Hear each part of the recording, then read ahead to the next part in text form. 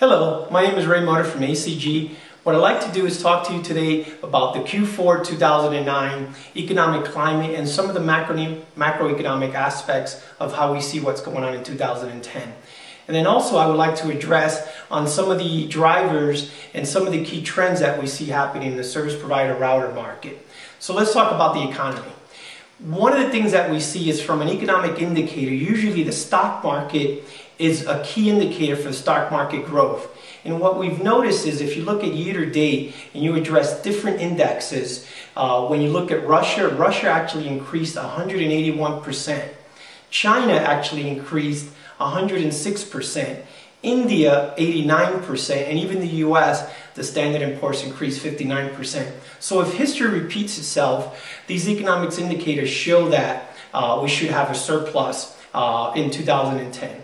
Some of the other indicators that we look at is when we look at GDP in the different countries, we see that GDP is starting to slightly creep up and get a little bit better. That means there's more discretionary income. People tend to buy more toys from that perspective.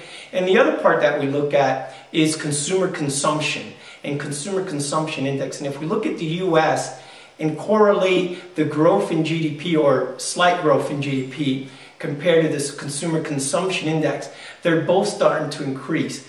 We're seeing that inflation is starting to flatten out, and what's happening is that a lot of consumers and a lot of even small enterprises, they're changing the mindset. What's starting to happen is when you saw that big growth in 2007, 2008, and then you saw the implosion of the market in Q3 of 2008, a lot of that I attribute that to what I call mindless consumption. There was a lot of people spending outside of their means. There was an over amount of credit card debt. But now what's happened is it's been a good thing. You're moving from mindless consumption to mindful consumption. And what you're seeing is that there is spending, but spending smarter. People are literally trying to correct themselves from the market, and they're using less credit cards, they're using more debit cards.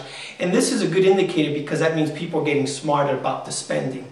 Now the good thing is that the discretionary income is starting to increase, and when discretionary income increases, a few things tend to happen. It allows people to buy more toys like the iPhone, and what's starting to happen is with this growth of bandwidth, it seems that consumers just continue to have a thirst for consumption of data, consumption of content, consumption of video. That's a good thing for the vendors because when you look at video, video was the last piece to get packetized in the IP packet world. And those are pretty large packets, and it requires very reliable infrastructure to do that. So from the vendor perspective, if you're the Wall Street analyst out there, this is a key indicator of growth. So when we see some of the growth patterns for 2010 spending from a CapEx perspective, we see that mobility, everyone is spending money on mobility. Now, we did see that in 2009, a lot of service providers held off on some of their CapEx spending, but what started to happen was that because the growth in data and growth in demand of consumption increased so rapidly, there was almost an 100 times delta. Compare that to revenue. That's a system that eventually is going to crash. So a lot of these providers realized that they were compromising the reliability of their network and potentially losing customers. And what started to happen is that when you look and talk to an executive of the service provider, the number one priority becomes customer retention and customer acquisition costs. So if you're going to spend that much money on acquiring that customer, they need to make sure they maintain that customer and be able to add more services.